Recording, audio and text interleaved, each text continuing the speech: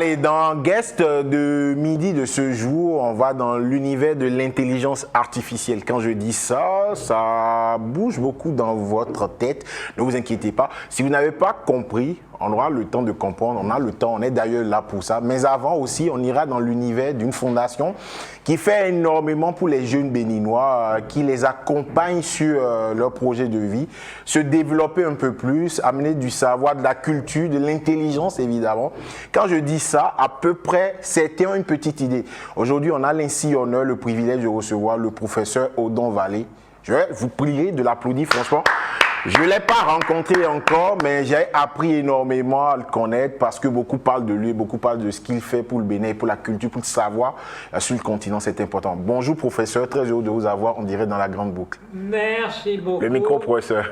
Merci beaucoup et le bonheur est réciproque puisque je viens depuis plus de 20 ans au Bénin. J'ai fait 66 voyages et 120 000 kilomètres en voiture, mais j'ai eu aussi 18 000 bourses remises. C'est pas beaucoup parce qu'au Vietnam, on en remet un peu plus. J'ai eu également 2 500 000 lecteurs aux bibliothèques Fondation Vallée, CAEP, Bénin Excellence. Oui. C'est le plus grand réseau de bibliothèques de toute la francophonie qui fait 320 millions d'habitants. Et peut-être la plus importante du monde, qui fait 8 milliards d'habitants. Wow. On a battu le record de New York. Wow. Bénin dépasse New York. Wow. Allez, c'est officiel, le Bénin dépasse New York et on est content d'ailleurs de l'apprendre et de le savoir grâce à la Fondation Vallée. Mais c'est pas fini. Oui. On soigne tous les 14 000 détenus du Bénin. Nos jeunes médecins ont sauvé des centaines de vies humaines. Et enfin, dernière des dernières, on a fait des bibliothèques, faculté de médecine de Parakou et faculté des sciences de santé de Cotonou. Des bibliothèques introuvables ailleurs dans tout le Bénin et dans toute l'Afrique de l'Ouest. Avant, soyons francs, les Français sont un peu racistes. Et il y a une excellente faculté de médecine, je ne dirais pas où, qui a supprimé ces vieux bouquins de médecine dégueulasses, dangereux, etc., en mettant à retirer les collections, et elles envoient ça à Parakou. Comme si les Africains, ils pouvaient crever, on s'en foutait. On a viré ça en l'air totalement. Et j'ai dit désormais, je veux des bouquins 2021-2022. Tous les étudiants ont dit formidable. Les enseignants hésitaient un peu et maintenant c'est eux qui me disent c'est très bien parce que vous nous rajeunissez. Mais moi j'ai rajeuni d'un demi-siècle. Parce que si vous voulez, ils ont demandé, moi je suis leur esclave, mais ils me disent les étudiants, monsieur Vallée, vous aimez le Bénin, vous faites une béninite aiguë, on va vous soigner, on va vous guérir, mais on veut tant de bouquins de ceci, de cela, ça. J'achète des centaines de kilos de bouquins et du coup le premier libraire de France, Unitec à Tours, m'envoie un email. Tu vas demander, on te les donne, 90 € de livres de médecine, mais tu dis à tes petits camarades de venir de nous acheter ça. Ils pensaient que j'étais président de l'Union des étudiants en médecine de Paris. Ah, ils se sont excusés, je leur dis, vous vous excusez pas, vous me rajeunissez d'un demi-siècle, mais je vous garantis que les professeurs, pour rajeunir leur excellent cours, et les étudiants, pour perfectionner leur savoir, ils sont d'accord. Wow. Allez, on va applaudir pour le professeur, franchement, et pour la fondation qui travaille, comme il a rappelé, depuis des années. Et aujourd'hui, professeur, vous n'êtes pas venu ici en direct avec nous tout seul. Vous êtes venu avec un jeune homme. Vous aimez la jeunesse d'ailleurs, c'est sûr. Il s'appelle Sergio Bossou. Bonjour Sergio. Bonjour. Comment ça va? C'est l'un des 3 meilleurs étudiants de toute l'histoire du Bénin. Il est polytechnicien, il a défilé sur les Champs-Élysées. Il n'y a pas mieux que lui. Ah oui, c'était en quelle année? J'ai défilé en 2019. Oui. Et c'était à Paris, parce que mon école permet aux nouveaux intégrés de défiler sur les Champs-Élysées. D'accord. Alors justement, comme l'a rappelé le professeur, comment a été fait le processus? Comment vous avez découvert la Fondation Vallée? Parce qu'on rappelle que la Fondation Vallée vous a accompagné sur votre parcours étudiantien. Ben, en fait, j'ai toujours connu la Fondation Vallée à travers ses œuvres au Bénin. Il n'y a plus aucun étudiant, aucun élève qui peut ignorer les œuvres de la Fondation Vallée. Et donc, lorsque j'étais en classe de terminale, j'ai contacté Monsieur Vallée pour lui présenter mes résultats, mes performances et lui demander si je pouvais avoir la chance de recevoir l'une de ses bourses et d'aller étudier à Paris. Ce qu'il m'a gracieusement accordé et qui m'a permis d'être là, ici présent aujourd'hui.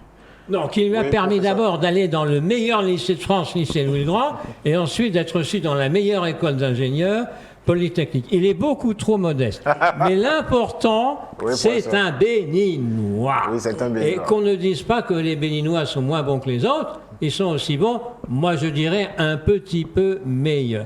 Jamais il n'a eu la moindre faiblesse en prépa. Et pourtant, il travaillait 70 heures par semaine. Voilà Sergio. Allez, donc voilà, le professeur est fier de vous, justement. Alors Sergio aussi, vous êtes revenu d'ailleurs. Ouais. Est-ce que c'est important pour vous de revenir au Bénin d'ailleurs? Oui, c'est très important pour moi de revenir ici et de partager les connaissances que j'ai pu acquises en France, à Paris. Et c'est d'ailleurs pour ça que je participe à cette école d'été pour l'intelligence artificielle. Justement, et donc vous êtes formateur d'ailleurs dans le cadre de l'école d'été sur l'intelligence artificielle, qui est votre domaine, on imagine, vous avez fait la Polytechnique. Exactement. Allez, on va revenir dans quelques petites minutes, mais en attendant, on va rester avec le professeur Odon Vallée. Professeur, justement, comment vous vient l'idée de mettre en place votre fondation? Alors, et pourquoi? En 1999, on va monter un peu le micro, professeur. Je me suis dit, j'ai 52 ans, c'est maintenant ou jamais. Après, je vais être un vieillard Kakosim aux facultés diminuées. Je crée cette fondation avec mon frère qui est mort en 2007 d'un cancer colorectal. Et je dis, voilà. Comme le dit Clausewitz, le grand spécialiste de la guerre, concentration des moyens, économie des forces, liberté d'action sont les trois secrets de la victoire. D'accord. Et je dis 3 pays, le Vietnam extraordinaire, où on bat tous les records. On a 395 médaillés aux Olympiades mondiales de maths, physique, chimie, biologie, informatique, astrophysique. On est le premier du monde devant l'UCLA, pourtant nos moyens financiers ne sont pas les mêmes. Et puis après, je dis, il me faut un pays francophone en Afrique.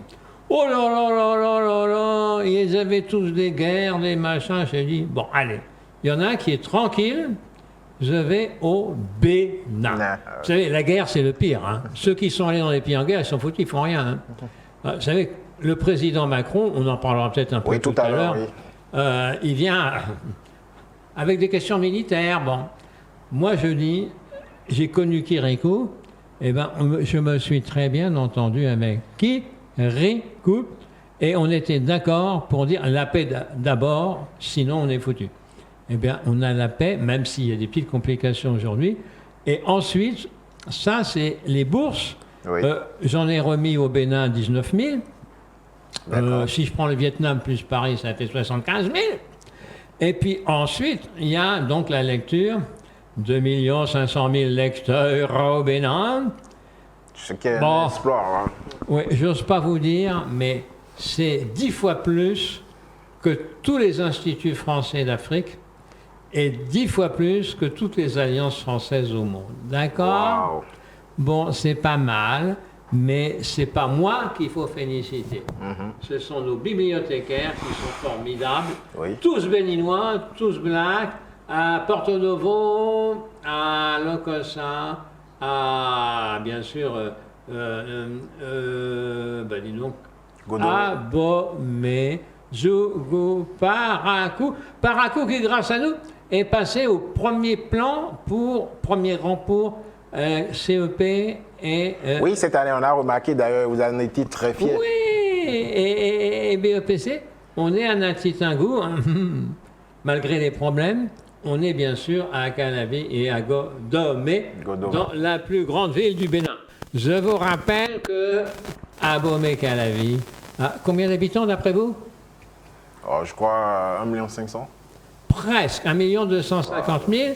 Et je vous assure qu'on a certains jours jusqu'à 7 ou 8 000 lecteurs dans une de nos bibliothèques. Wow. Et puis ensuite, il y a les bibliothèques de médecine, je vous l'ai dit, et puis nos jeunes médecins. Vous savez, on m'appelle l'adjudant. Hein. Oui. C'est dur. Et on m'appelle même l'adjudant étrangleur. C'est mon plus beau titre. Parce qu'un jour, dans la prison de Porto Novo, une cellule terrible, j'avais dit au régisseur, montrez-moi ça. Oh, monsieur Vallée, c'est dangereux. Montrez-moi ça. Très aimablement, cet excellent régisseur me montre ça.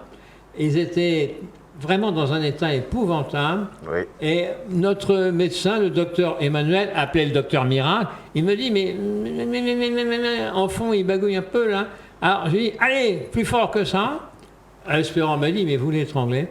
Et il a soigné un homme qui avait une maladie terrible, il avait un AVC extraordinairement avancé. Il l'a soigné jusqu'à son dernier souffle pour qu'il ne souffre pas. Voilà. Et eux, nos 15 médecins ont sauvé, allez, plusieurs centaines de vies humaines, d'accord? Oui, donc, Jésus-Christ a dit, j'étais en prison et vous m'avez visité. Et le pape François a dit, voilà, moi, si j'avais eu cette jeunesse-là, je serais en prison. Mais nous, on y va en prison aussi. Hein, voilà. oui, pour accompagner les gens. Voilà, et Les puis on a aider. des bibliothèques et puis tout ça. Exactement. Alors, professeur, justement, on va revenir sur le cœur de notre sujet, puisqu'on a présenté la fondation, tout le travail que vous avez fait durant ces nombreuses années, que ce soit au Bénin, au Vietnam, un peu partout dans le monde aussi. Alors, Pas un peu partout. Bénin, Vietnam, Paris. oui, c'est un peu partout dans le monde, professeur. Ça fait 3 continents. Donc c'est un peu Là, partout. vous êtes très intelligent. Donc, je pourrais avoir une bourse bientôt, professeur. Ah, on est dans une situation financière très difficile, comme tous les Béninois. À cause de l'inflation, tenez bien. L'inflation est terrible. Hein. Oui, professeur. Et là, vraiment, on est très gêné par la hausse des prix. Hein. Oui, ça va. On espère que ça va revenir, évidemment. On espère aussi, le gouvernement a pris quelques mesures en ce sens. Si, si. Donc on espère que grâce à ces mesures, ça pourra revenir. Et très vite d'ailleurs. Alors, professeur, quel est le lien qu'on peut faire entre la médecine et l'intelligence artificielle? C'est à moi que vous posez la question. Oui, Je vais vous dire très franchement que l'intelligence artificielle est tout le temps maintenant dans toutes les sciences, la biologie, la médecine aussi. oui, Alors pourquoi la médecine? J'ai enseigné pendant 9 ans à Bichat, qui est un très bon CHU à Paris, et Lariboisière-Saint-Louis, l'éthique médicale, etc. Mais je fais, comme me le disent les étudiants en médecine, une petite médecinite aiguë. Voilà pourquoi. Quand j'avais 6 ans, j'ai eu la douleur de perdre mon père, d'avoir ma mère grièvement blessée, et mon frère très marqué psychologiquement par un terrible accident de voiture. Et je ne comprenais pas ce qui se passait. Mais au fur et à mesure que je prenais de l'âge, j'ai dit, c'est quand même idiot, on pourrait faire mieux. Et j'ai vu les progrès de la médecine, notamment les secours, le SAMU, etc. Je me suis dit, quand même, quand on faisait une aussi mauvaise médecine, finalement, ça ne sert à rien de critiquer la médecine béninoise. Parce qu'on était aussi mauvais il y a quelques dizaines d'années, quelques vous années. voyez. Oui. Donc, on va modifier, améliorer tout ça. Et j'ai remarqué une chose, c'est que les gens ne s'intéressent à la médecine que lorsqu'ils ont un proche, un papa, une maman qui est très malade, Si, si. et ils disent pourquoi ils l'ont laissé crever comme ça, mon père, ma mère. Eh bien, je dis, la prochaine fois, non, il ne va pas crever. Ah si, il y a espérant pas de nous. Oui. Ah, son beau-père avait malheureusement sa femme et une petite à la naissance qui sont morts. Sont morts parce qu'il y a eu probablement une erreur médicale. Et qu'est-ce qu'a fait Espérant pas de nous avec sa femme qui est de l'excellente chorale La Voix des Anges, paroisse Miséricorde Divine à Porto Novo? Il a donné à son beau-père un petit garçon adorable, une petite fille adorable, c'est-à-dire que le beau-père est devenu grand-père. Et moi, je me souviens encore de Georges Pompidou, président de la République française, Oui. disant à son fils adoptif qui lui donnait un petit bébé, « Papa, je te présente Thomas, c'est ton petit-fils. » Et lui, président de la République, qui allait mourir quelques mois plus tard d'une terrible maladie, il pleurait. Vous voyez, c'est la transmission, ça. Ouais, exactement. Alors justement, Sergio, la même question d'ailleurs. Quel est le lien entre intelligence artificielle et médecine? D'un point de vue pratique, l'intelligence artificielle intervient beaucoup en médecine de nos jours, surtout dans les pays développés. Oui. Par exemple, pour la détection de tumeurs. Actuellement, comment ça se passe, c'est que des radios sont effectuées et des médecins analysent les résultats des radios et ensuite font un diagnostic. Mais grâce à l'intelligence artificielle, on est capable de construire des machines qui sont en mesure de faire ces diagnostics et d'éviter les erreurs humaines, les erreurs d'inattention. Et ça constitue un véritable progrès en médecine. On peut également penser à la réalisation automatique de diagnostics à partir des symptômes d'un patient. Donc c'est vraiment des avancées très importantes qui peuvent changer la manière dont la médecine est conçue aujourd'hui. Alors Sergio est extraordinaire, vous ne trouverez pas mieux au Bénin. Parce que le président de la République m'avait parlé de l'hôpital de référence. Oui, il m'avait dit qu'il faut faire des choses. Mais moi j'ai répondu, Monsieur le Président, à vos ordres, mais quand même ça va être difficile, ça va être long. Et maintenant il y a intelligence artificielle en première année de médecine au Bénin. Et ici, ils me disent au Bénin, les étudiants, mais on ne connaît pas ce que c'est. Alors, je connais le plus grand spécialiste de cancérologie en France, à l'extraordinaire hôpital Marie Curie, qui lui connaît très bien l'Afrique et pense comme moi. Ça va être long, mais il va falloir que ce qui permet, par exemple, de déceler une tumeur de 1/10 de millimètre, ça existe, hein. Ça existe, des logarithmes, des machins, des trucs hyper compliqués, hein, attention. Oui, pour ça. Mais un jour, ça va venir. Moi, il y en a qui enseignent l'intelligence artificielle. Là. Sa maman est morte d'un cancer du sein. Alors, un cancer du sein qui n'avait pas été décelé parce que les moyens ne permettaient pas de le faire. Ça va venir rapidement.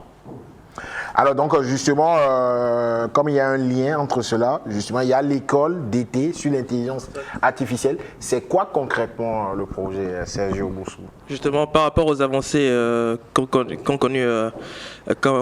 a connu en intelligence artificielle, nous avons décidé que le Bénin ferait partie des pays pionniers de l'intelligence artificielle en Afrique. Et donc chaque année, nous organisons une formation complètement gratuite de 4 semaines dans laquelle nous enseignons aux apprenants les bases de l'intelligence artificielle. Ces bases sont la programmation dans le langage Python, qui est un langage de programmation qui s'est imposé au monde entier dans le monde. Un langage Python. Oui, ça s'appelle Python. C'est inspiré du Bénin ou quoi? Non, non, c'est une coïncidence heureuse. Et c'est le temple de Ouida. Tout à fait. Oui, allez.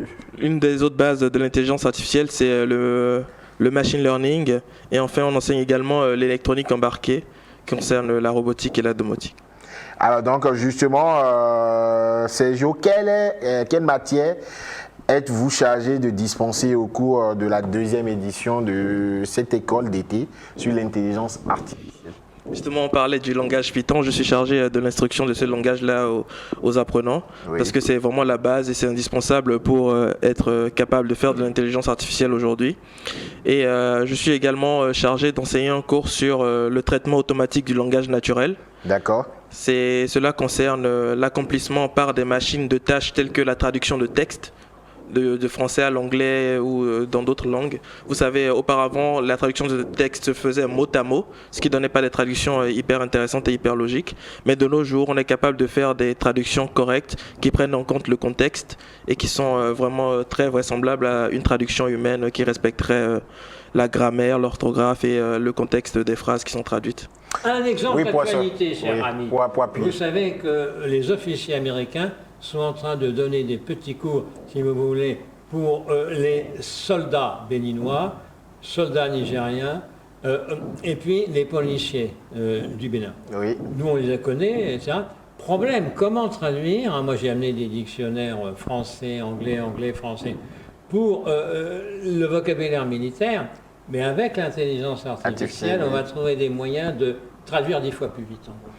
Exactement. Et d'ailleurs, sous votre contrôle, on passe le bonjour à Espérant Padonou, qui est le président de l'ONG Bénin Excellence et directeur de la Fondation Vallée. C'est un monsieur que vous appréciez énormément, professeur. Ah, m'en parlez pas, Espérant et désespérant. Je ne peux pas m'en passer et je parais idiot comparé à lui. On a fait quelques tests, son QI est 150 et moi c'est 130. Mais moi j'ai plus de flair J'ai un côté animal. Donc je pense que, par exemple, à 24 heures près, je vous dis quand les djihadistes vont attaquer. Hein. Oui, Sérieux? je l'ai fait à Paris, on s'est foutu de ma gueule, et ben je vous garantis que je ne m'étais pas trompé une seule fois. Donc moi j'ai plutôt intuitif, vous voyez, Si. comme ça. Alors lui, c'est un savant, lui. Alors, je suis vraiment nul à côté de lui. Alors, ça que Sergio, c'est vraiment votre fierté. Non, monsieur Vallée est trop gentil. Non. Mais alors Espérance, c'est encore pire. Allez, donc ça veut dire que vous êtes bien entouré, justement, professeur.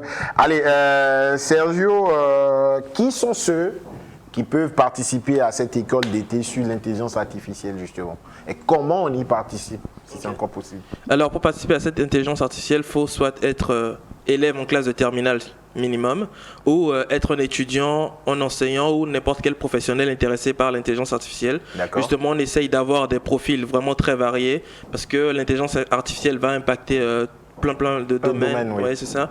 Et donc, on aimerait avoir des profils assez variés. Et pour y participer, il faut juste s'inscrire sur le site de la Fondation Vallée. Nous avons une page dédiée à FondationVallée.org. Le reste, c'est des sites pirates. Exactement. Allez, dans fondationvallée.org, oui. Exactement, sur ce site-là, vous aurez les liens d'inscription pour l'école d'été de l'année prochaine. Malheureusement, vous ne pouvez plus vous inscrire à cette année qui a déjà commencé. Ok, allez, et ça se déroule où actuellement cette année à la Fondation? À la Fondation, ouais. À la bibliothèque qui est à Godomé. À Godomé, voilà, justement. Allez. Et Une donc, grande bibliothèque de toute l'Afrique de l'Ouest. si, je confirme. Et puis, c'est très bien situé aujourd'hui. Mais si vous avez raté l'inscription, Cette année, oui. vous avez des centaines de kilos de livres d'intelligence artificielle qu'on a ramenés là, et petit à petit, vous allez vous initier, y compris dans les Natitangu, on a des clubs d'intelligence artificielle, Parakou, etc.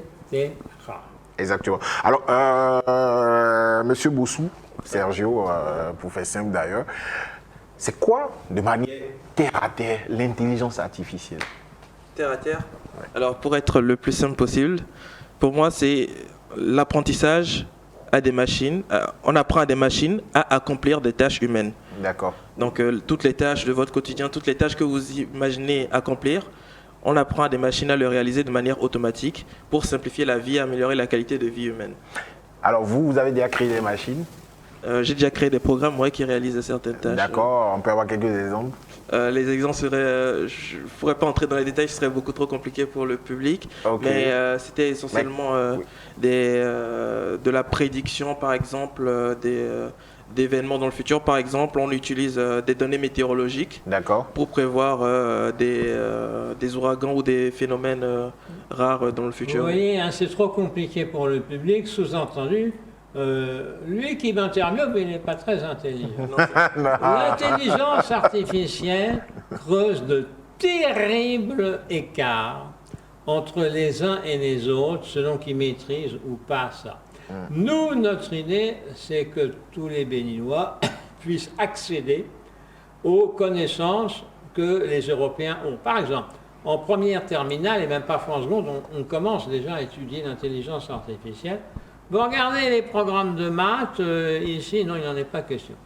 Alors, le président Talon avait engueulé beaucoup de gens, là, et il avait dit Espérons, je vous donne l'ordre de mettre de l'ordre là-dedans.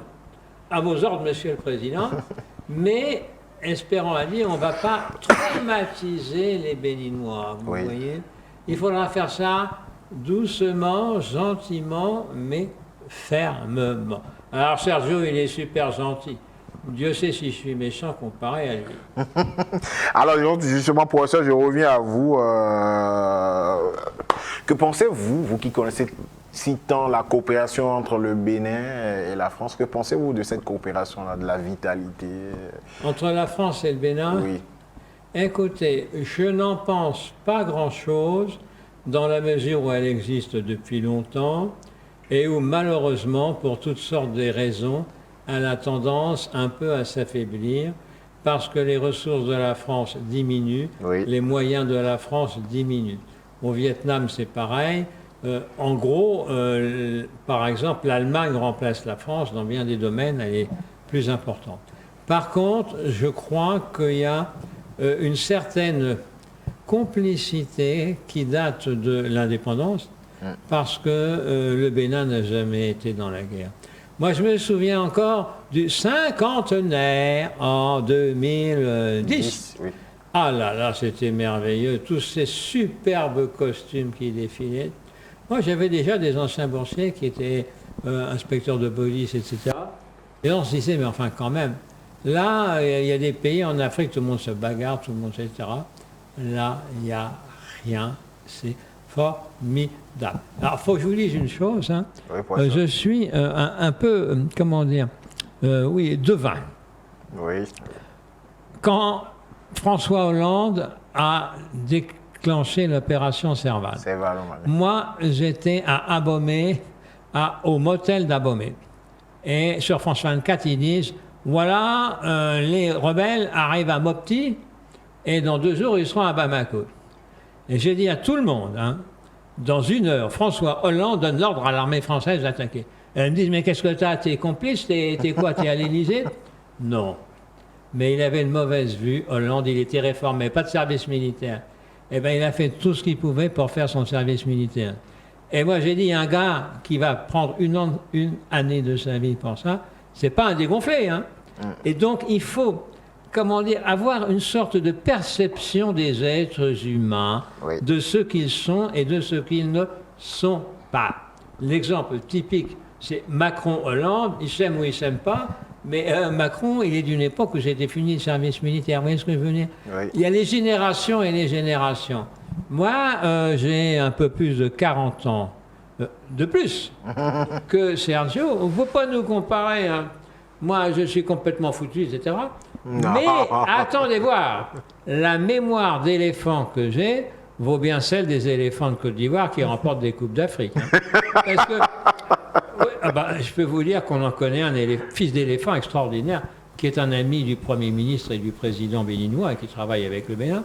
Mais il est clair que ce que je sais, par exemple, sur l'histoire, c'est important. Parce que je crois que le président Macron va un peu au Cameroun, un peu au Bénin, un peu au Mali, etc. Si, oui. Bon, je peux vous dire, jour par jour, ce qui s'est passé à certains moments.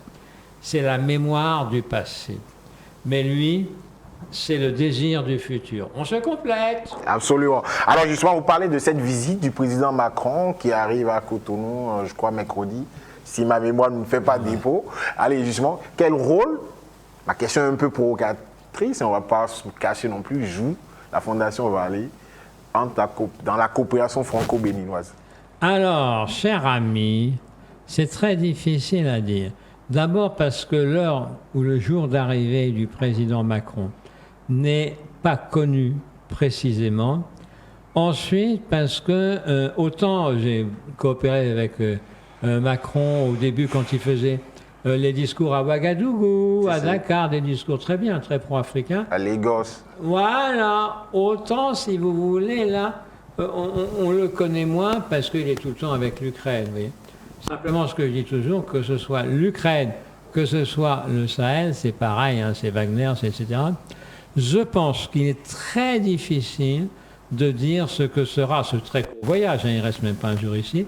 Et je pense aussi que l'histoire des biens restitués, des magnifiques œuvres d'art, bon, tout le monde connaît ça, Madame Macron a déjà visité, bon, la coopération, pourquoi pas, il y a quand même les questions militaires, de défense, et bien entendu c'est du secret défense, mais quand même, je crois. Est-ce que le Bénin est en train de devenir une zone stratégique aussi? Oui, oui, non, c'est stratégique, mais en même temps, moi, il y a un département que j'aime beaucoup, c'est la Takora. Absolument magnifique. Ah, j'adore la Takora.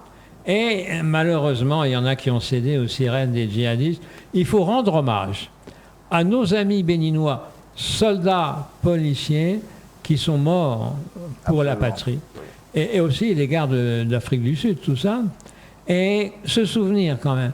Je sais que vous savez, quand les 2 Français là avaient été enlevés, Kidnappés. Le malheureux chauffeur avait été trucidé d'une manière atroce. On a retrouvé son cadavre dans un état terrible. Ma dentiste à Paris m'a dit, on oublie, monsieur Vallée, tout ça. Je vous donne 100 000 CFA, 150 €. Et depuis ce temps-là, on aide cette dame. La veuve et l'orphelin, il en a 8 des enfants, doivent être, je dirais, aidés parce que le pays doit rendre hommage à ceux qui vraiment le méritent. Mais je pense que la Takora, contrairement à ce qu'on croit, n'est pas un pays musulman. Il y a plus de chrétiens que de musulmans à la Takora. Seulement, les terroristes, ils donnent des frics. Les gens n'ont pas d'argent. Un jeune de 18 ans, il gagne même pas 30 000. Vous lui donnez 100 000, eh ben, il y va. Hein. C'est terrible, ça. Et puis, moi, je suis pour la laïcité à la béninoise, pas la française avec ses histoires de Charlie Hebdo, là, de caricature du prophète. Non. Il faut respecter toutes les religions. Absolument. Et toutes les religions doivent respecter l'État. Et d'ailleurs, nous avons de nombreux bibliothécaires musulmans parce qu'il faut respecter aussi l'islam. Absolument. Alors justement, pour ça, vous m'avez ouvert aussi, on va dire, un côté intéressant. Le retour des œuvres. Qu'est-ce que vous en pensez justement? Le retour des œuvres culturelles du Bénin. Je ne peux en penser que du bien. Je ne peux en penser que du bien, mais je crois fermement qu'elles sont très bien au palais présidentiel. Parce qu'on peut les visiter, hein. On les a visitées. Ils ont même repris, ils ont réouvert. Oui, ils ont réouvert et je ne crois pas qu'on se ruine pour aller visiter. Hein. Tandis que, où les mettre après, c'est pas simple, hein, c'est pas simple du tout. Donc ceux qui n'ont pas visité, je crois qu'il y a encore des possibilités, non? Si. Allez-y. Pendant 45 jours, oui. Combien on vous demande à l'entrée? Non, 0 francs, c'est gratuit, il faut juste s'inscrire sur un site dédié et prendre un numéro. Alors il faut absolument y aller. Absolument. Elles sont magnifiques, moi je les ai visitées. Toi, il les a visitées avec moi, Quai-Branly, hein. Tous étaient venus. Ils ont dit qu'est-ce que c'est beau, hein. Et moi j'étais un de ceux qui étaient à l'origine du musée Branly, mais pas pour l'Afrique subsaharienne, mais pour l'Afrique musulmane du Nord, voilà. Alors justement, de ce fait, on a eu les chefs d'État de la sous-région qui ont missionné le président Talon pour aller, pourquoi pas, continuer à discuter avec les Européens pour voir la possibilité de faire rapatrier d'autres œuvres culturelles, outre que ceux du Bénin. Pourquoi pas, hein. C'est quand même assez difficile parce que certaines œuvres n'ont pas été volées par les Européens. Elles ont été volées, en tout cas pas par les États, par des gens... des individus, voilà, vous avez trouvé la formule, qui ont mis ça après dans des réserves ultra secrètes là, près de l'aéroport de Genève. Et qu'est-ce qu'on fait, hein? On ne sait pas à qui ça appartient en définitive. C'est pas facile, mais il est tout à fait normal qu'on restitue à un pays ses œuvres d'art. Absolument. Alors, Sergio Bossou, un appel à lancer à cette jeunesse béninoise qui veut entreprendre, qui est dévouée, qui a de l'intelligence, comme le rappelait le professeur, peut-être à suivre votre pas, à faire de la polytechnique. C'est pas évident, on n'est pas nombreux à le faire chez nous en général. Je voudrais bien encourager les jeunes à travailler dur et à persévérer parce que les résultats viendront avec la persévérance.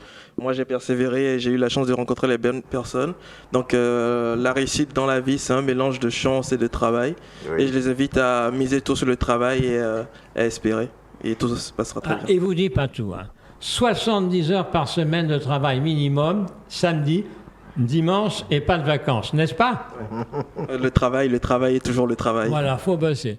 Mais moi, vous savez, à mon âge avancé, je fais pratiquement autant, à tel point que le chef de l'État, le président Talon, m'a dit « Monsieur Vallée, il faut vous reposer un peu, vous travaillez trop, on a besoin de votre énergie. » À vos ordres, Monsieur le Président, et je fais le contraire. Oui, allez visiter les bibliothèques de la Fondation Justement, Vallée. Oui, donnez-nous où est-ce qu'on peut trouver, situez-nous la bibliothèque, appelez les gens à y aller, évidemment. Et comment on accède à la bibliothèque? La bibliothèque est très facile d'accès. Déjà, si vous allez sur le site de la Fondation Vallée, vous aurez toutes les adresses des bibliothèques. Il y en a... fondationvallée.org. Oui, c'est très important. Hein. Tout le reste, c'est du fake. Il y en a une à Godomé, une à Calavi. Et selon votre situation géographique au Bénin, vous allez sur le site fondationvallée.org et vous vous renseignez. Vous trouverez une bibliothèque qui est non loin de chez vous. Et allez vous instruire là-bas et vous ne regretterez pas. Oui, professeur. Et il n'y a pas que l'intelligence artificielle. Oui. Si par exemple vous passez un master en droit, les élèves ils me cassent les pieds. Ah monsieur Vallée, il nous faut ce bouquin, sinon je ne peux pas passer mon diplôme. La médecine c'est pareil, la comptabilité c'est pareil.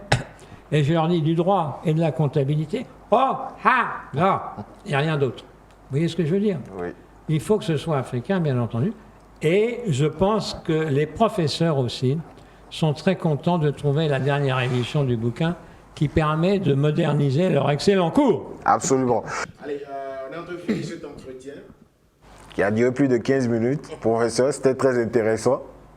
Et donc, Sergio, un mot de la fin. Pour finir, allez dans les bibliothèques de la Fondation Vallée et vous verrez, les bouquins sont géniaux. C'est des bouquins très récents et très intéressants. Et vous aurez plein de connaissances en sortie. Absolument, faites déplacement, faites des ou allez sur le site, évidemment, fondationvallée.org. Le seul, l'unique. Allez, professeur, votre mot de la fin pour conclure ce bel entretien avec vous. Je reviendrai à un mot que j'ai déjà prononcé pour nos bibliothèques, pour les lectures. Bénin, c'est New York. Wow. Et c'est vrai. C'est beau. Ouais. On a battu le record de New York. Et on est fiers d'ailleurs, grâce à vous et grâce à tous ceux qui travaillent autour de vous, évidemment. Merci, professeur Odon Vallée. Merci, Sergio Bossou, évidemment. Vive la Fondation Vallée. Et c'est sur ça qu'on va conclure notre émission de ce lundi. On va se retrouver dès demain lorsqu'il sonnera 12h à Cotonou et 11h GMT. Pour le reste, je vous laisse une belle mélodie. Si tu veux partir, voilà, de Yilib, elle est ivoirienne. Et bon appétit.